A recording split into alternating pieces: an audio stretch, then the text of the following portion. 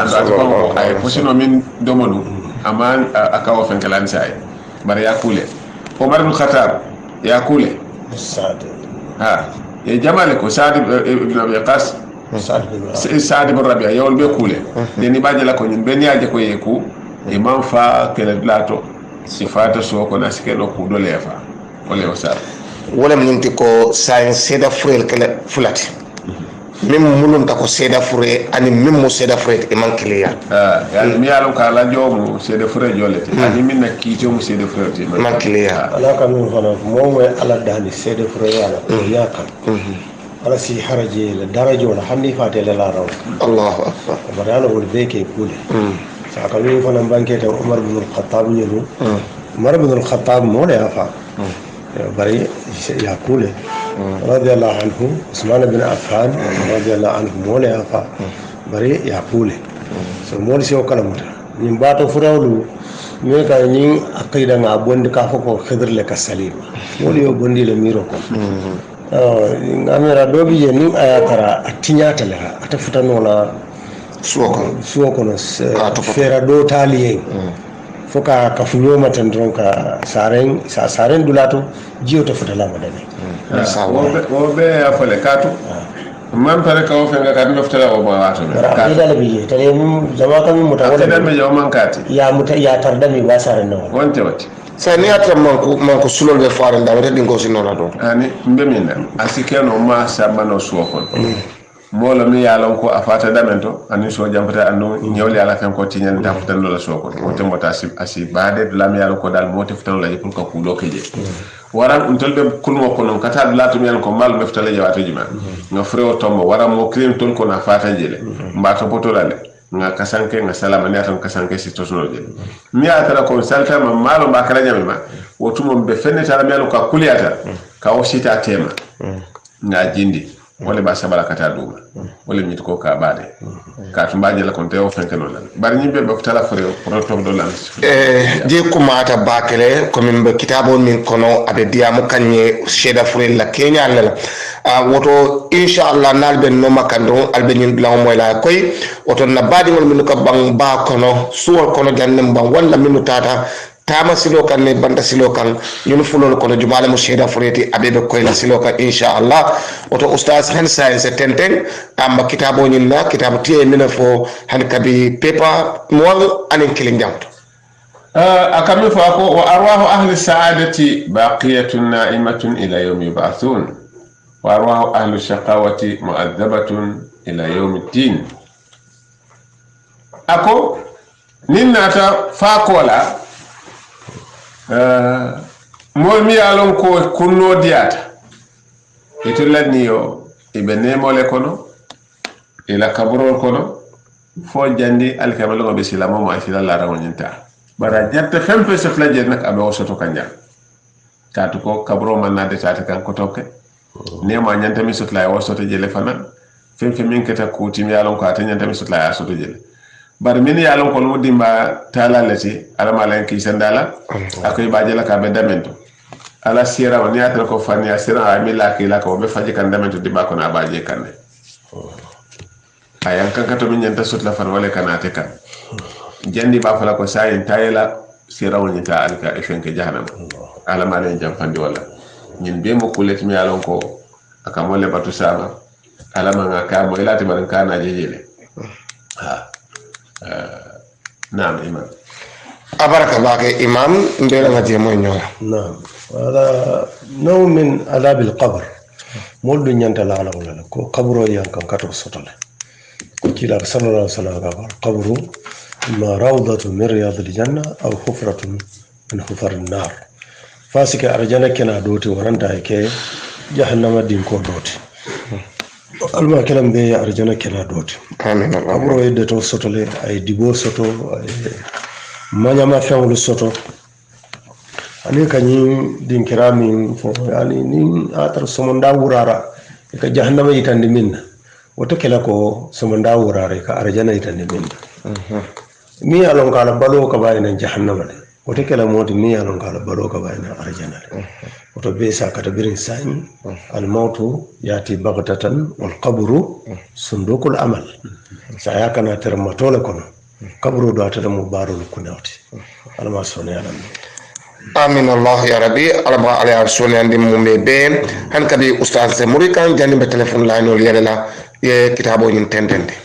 ako wo kola mi yalo ko nyantala la min nafanan wa anna almu'minina yuftanuna fi quburihim allahu akbar wa yas'aluna يثبت الله الذين آمنوا بالقول الثابت في الحياة الدنيا وفي الآخرة نمو كما لسنالهم أكما يتباكل أكو منا الإيمان يابي فهي كان كتب سطو كبروكول جربوا ni yalon ko dal abe ni sot la jele ni mo fitnoti e ko wala munete ko nyinin karo pour isalon ko nyinin karo mo fitnolete momo te wala na fomin dun ta examala yemi study ko jikitele ko nganole ni sita kalaso ko ni paper di la jani question kana ika kanyadi ka tare ka ja wala problème oti ni ata ko nyikata dunya ko leti sayindo samadu alka malolo yalon ko malaika kana be nyini ka nyini asina kila sallallahu alaihi wasallam ako baade o kola ako kufla wala dani je istaghfiru alaykum wa sallallahu sabata fa inna la nisha ako de mfelen katale mbina bola jande mbade mo felen nga baade jande ali fere kali ya dani je ka farola ani ne sabato kat sai akana do examola wo exam akana do minna nin ne mo man sabati ko kala la kami baranu jang abe parakas la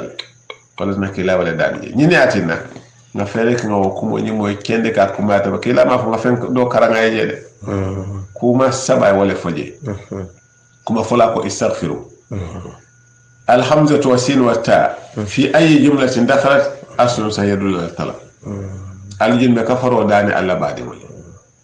wasallahu thabata ani sabato ni sabato alo fanan dani amari ko kenda kamin barano ka to fa innahu al-an yusal sai ba jinin kala ite kata ka kudo juruma ke mi yalon kan o mangilia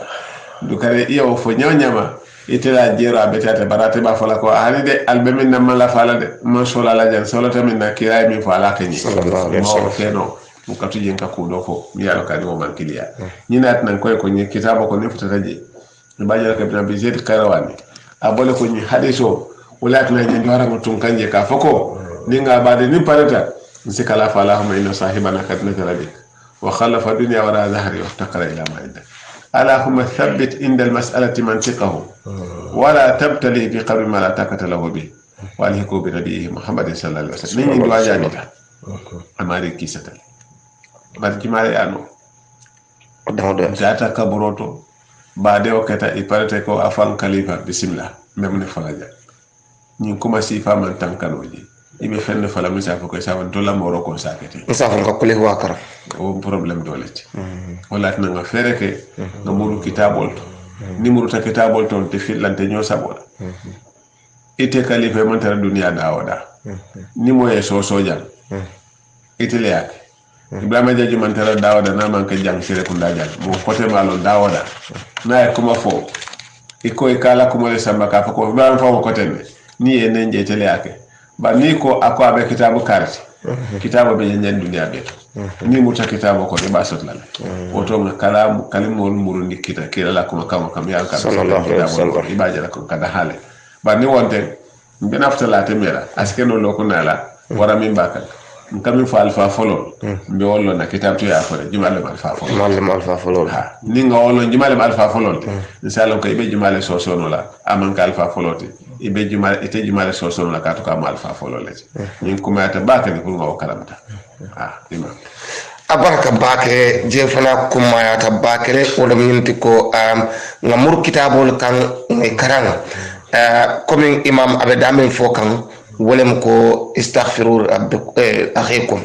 ولم الجنب كفروا ني البادي موي كلا صلى الله عليه وسلم ولا تمبل برا ما فنغ كلي هو كران ولا ما فنغ لي الى في قريش كران ها لا هو ما فله ونيم كون كو دام ياي تول كا كابول كان سو كان كا كابول وري نيو الى في قريش ني تاو ngala am kawri ko le ko di nga dahaɓe wala to dino ñi toña ala ye laata min na diyala allah subhanahu wa taala alata min na wala muhammad sallallahu alaihi wasallam adi wala la ɗum fana ya futandile ay mawli seede en dala ñin mo baraleta e min ke iɓe mbulu nin naata jan kitabo tiyo fam e sabatindi mi yalon kon tel be son taw kitabo la maji ke ño sabo ñanta kela bari ka fo latole mole kumo moy be pare